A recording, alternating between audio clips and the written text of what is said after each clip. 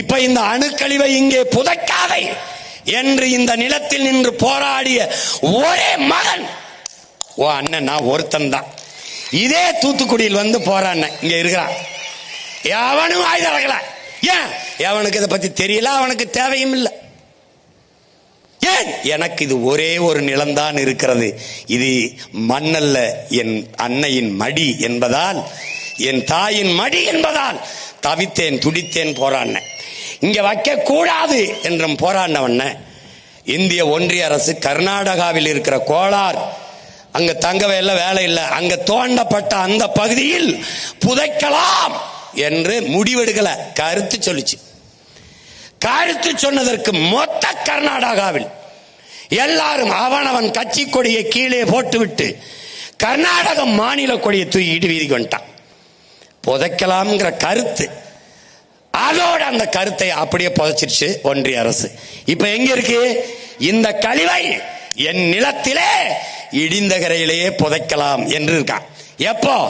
நான் இருக்கிற வரை தோன்ற குழியில் இவங்கள புதப்பனைய ஒளிய ஒரு காலத்திலும் புதைக்க முடியாது. எவ்வாறு? இது யாரு? நம்முடைய ஐயா, தமிழ் அறிவியலின் அடையாளம், பெருமதிப்பிற்குரிய பெருந்தகை நம்முடைய அப்துல் கலாம் அவர்கள். அணு உலையை ஆதரித்த பெருந்தகை. கடைசியாக ஆதரிச்சு பேசுற ஒவ்வொரு இடத்துலயும் அவர் என்ன சொல்றாரு? காற்றாலை மின்சாரமும் சூரிய ஒளி மின்சாரமும் தான் சுற்றுச்சூழலுக்கு பாதுகாப்பானது, ஆபத்தில்லாதது என்று சொல்லி சொல்லி முடித்தார். அணு உலையை ஆதரிக்கிறார். ஏன்னா அவர் விஞ்ஞானி, அவர் நாட்டின் மிக உயர்ந்த பதவியில் இருந்தவர், மறுக்க முடியாது. ஆனாலும் அவர் காற்றாலை மின்சாரமும் சூரிய ஒளி மின்சாரமும் தான் சூழியலுக்கு, சுற்றுச்சூழலுக்கு பாதுகாப்பானது என்று சொன்னார். அந்த இடத்தில் அவர் பிள்ளைகள் நின்று கொண்டோம். காற்றாலை, சூரிய ஒளி, கடல் அலை மின்சாரத்தில் நாங்கள் தண்ணீரை அடைவோம், அணு உலை தேவையில்லை.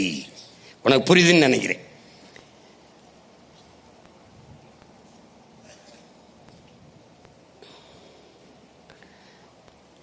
இவன் அடுத்த ஐட்டக்காரன். இங்க பாரு, சாகர் மாலா இந்தியில, தமிழ்ல யாரு? கடல் மாலை. இப்ப சொல்லும் போது உனக்கு தெரியல எதனால இதெல்லாம் நடக்குதுன்னு தெரிஞ்சுக்கணும்ல. என்னென்ன சாகர் மாலான்ற, என்னென்ன கடல் மாலை, பாரு எப்படி நடக்குதுன்னு பாரு. இவ யாருன்னா பீம்ஸ்டெக்.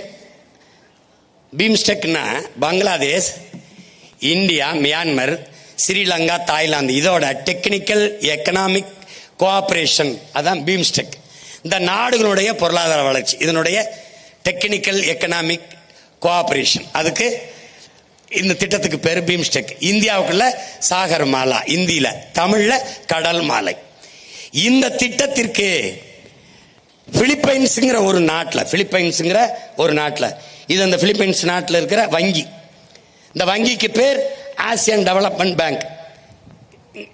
இந்த ஆசியன் டெவலப்மெண்ட் பேங்க்ல 250 லட்சம் கோடி, ஒரு சின்ன நாட்டுக்கு 250 லட்சம் கோடி அந்த ஆசியன் டெவலப்மெண்ட் பேங்க் வருது. இந்த சின்ன நாட்டுக்கு 250 லட்சம் கோடி எவ்வளவு அந்த வங்கிக்கு வருது என்று தேடினால் எங்கிருந்து வருது? அமெரிக்காவின் ராக்பெல்லர் ஃபவுண்டேஷன்ல இருந்து இங்க வருது. எதுக்காக வருது? இந்த திட்டத்துக்காக வருது. பீம்ஸ்டெக்ங்கிற இந்த சாகர் மாலா திட்டத்துக்கு வருது. பீம்ஸ்டெக்கு வருது. அதுல இந்த சாகர் மாலா திட்டத்திற்கு இந்தியா 25 லட்சம் கோடியை பெறுது, ஒப்பந்தம் போட்டுது. அதுல 8 லட்சம் கோடியை முதலில் இதுல முதலீடு செய்து. இதன் நோக்கம், இந்த சாகர் மாலாவின் நோக்கம், இந்த கடல் மாலையின் நோக்கம் சாலை போக்குவரத்து, தரை போக்குவரத்து, தொடர்வண்டி போக்குவரத்து, விண்ணூர்தி போக்குவரத்து, எல்லாவற்றையும் இணைத்து கடல் போக்குவரத்து கொண்டு வரணும், கப்பல் போக்குவரத்துக்கு கொண்டு வரணும். இந்த கொண்டு வரான் பாரு, எல்லாத்தையும் கப்பல் போக்குவரத்து கொண்டு வருவான். இந்த இது யாரு? சாலை போக்குவரத்து. நீ இந்த 8 வழிச்சாலை 10 வழிச்சாலை நான் யாருக்கு போடுறான் நீ நினைச்சுக்கிட்டு இருக்க? உனக்குன்னு. அந்த பைத்தியக்காரத்தனத்துக்கு அண்ணன் பலியாக முடியாது. இது உனக்கு இல்ல, உள்நாட்டு வெளிநாட்டு பெரும் முதலாளிகள் உற்பத்தி செய்கிற பொருளை விரைந்து எடுத்து செல்வதற்கு போடப்பட்ட சாலை இது. இந்த மூடு போது பாரு, இதுக்குள்ள என்ன இருக்கு? அந்த முதலாளிகள் தயாரிக்கிற உந்துருளி மோட்டர் பைக், கார் இருக்கு. 1 டன் எடையுள்ள காரை தயாரிக்க 4.5 லட்சம் லிட்டர் தண்ணி தேவைப்படுது. மோட்டர் பைக்கு 1 லட்சம் லிட்டருக்கு மேல தண்ணீர் தேவைப்படுது. அந்த முதலாளிகள் அவன் நாட்டில் தண்ணீரை அப்படியே வச்சுட்டு என் நாட்டில் வந்து வேட்டையாடுறான்.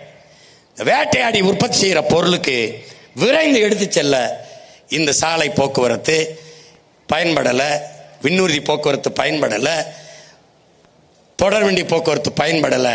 அதனால கப்பல் போக்குவரத்துக்கு வந்துடலாம். இந்த பார் கண்டெய்னர் எங்க ஏத்துறான் பார் ராஜா, பார்த்துக்க. ஏற்கனவே இங்க சென்னை துறைமுகம், இதுல 38 விழுக்காடு தான் வேலை நடக்குது. அடுத்து நம்ம தாத்தா காமராஜர் பேர்ல இருக்கிறதுல 58 விழுக்காடு வேலை நடக்குது. அடுத்து நம்ம பாட்டன் வாவு சிதம்பரனார் பேர்ல இருக்கிறதுல 55 விழுக்காடு தான் அந்த துறைமுகத்தில் வேலை நடக்குது. நல்லா கவனிச்சுக்க. 3 இயற்கை துறைமுகங்கள் நமக்கு இருக்கு. அதுலயே 38, 58, 55 விழுக்காடு தான் வேலை நடக்குது. எந்த இடத்திலையும் ஏற்றுமதி ஆகாமல் பொருட்களோ இறக்குமதி ஆகாமல் பொருட்களோ தேங்கி நிக்கல.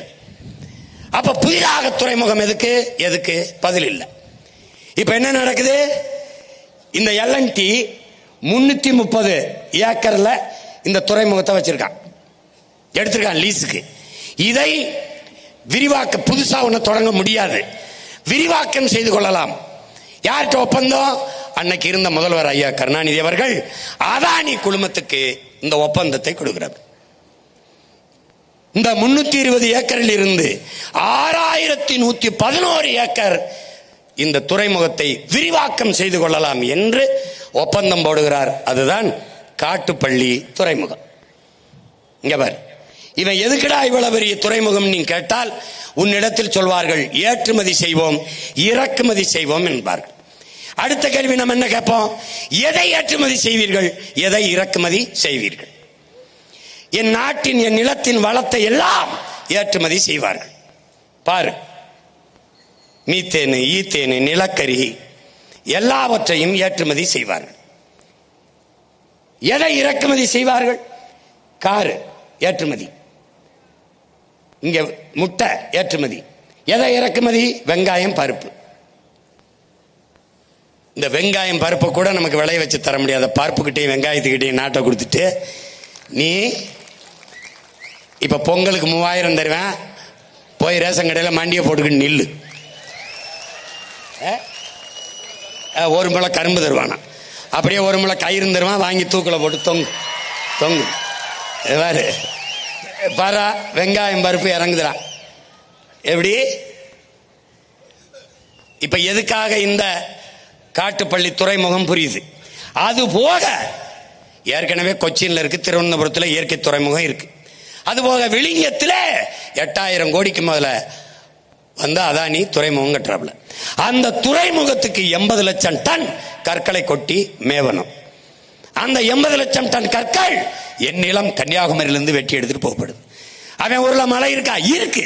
எந்த மலை? இதே மேற்கு தொடர்ச்சி மலையின் தொடக்கம் அங்கதான். அவன் மலையை வெட்டாம ஏன் மலையை வெட்டான்? அதே சேம் டயலாக் தான். நல்லா ஆத்தாளுக்கு அப்பனுக்கும் உனக்கு புரியுதுன்னு நினைக்கிறேன். டேய், சிற்றணையில 4 மரத்தை வெட்டி தூர்வாரிக்கிற அனுமதிக்காத அவன். மரத்தை வெட்டினால் நட்டு வளர்க்கலாம், அனுமதிக்கல.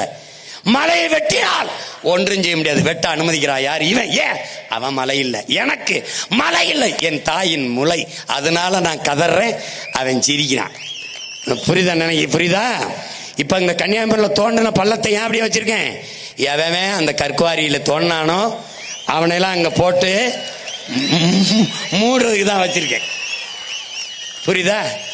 அதான் அந்த இடத்துல இப்ப காட்டுப்பள்ளியில 6011 ஏக்கர்ல செயற்கை துறைமுகத்தை கட்டினால் மறுபடியும் அந்த கடற்பரப்பை மூட என் மலையை வெட்டுவான். செயற்கையா கற்களை கொட்டி மூடுவான். பல கோடிக்கணக்கான நுண்ணுயிர்கள் சாகும். அங்கே என் கடல் சிதைத்து அழிக்கப்படும்.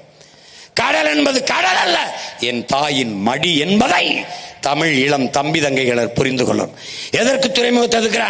எதற்கு இதை எதுக்குறா? இதெல்லாம் வளர்ச்சிக்கு எதிரே பைத்தியக்காரா. ஏற்கனவே இருக்கிற துறைமுகத்திலே பணி நடக்கல, 50 விழுக்காடு தான் நடக்கிறது. பிறகு எதற்காக 6111 ஏக்கர்ல தனியார் முதலாளி கட்டுகிறார்? அதான் கேள்வி. எதற்காக? முதலாளிகளின் வேட்டைக்காக. சாகர் மாலா என்கிற கடல் மாலை. அதனால் கடற்கரை ஓரங்களில் வாழ்கிற என் மீனவ சொந்தங்களை வெளியேற்றான். விரைந்து செல்ல சாலை போட பன்னெடுங்காலமாக வாழ்கிற பூர்வ குடிகளை வெளியேற்றுறான். அங்கே படகை நிறுத்தாதே வெளியேற்றுறான். மீனை பிடிக்க முடியாத நெருக்கடிக்கு எங்களை ஆளாக்குறான்.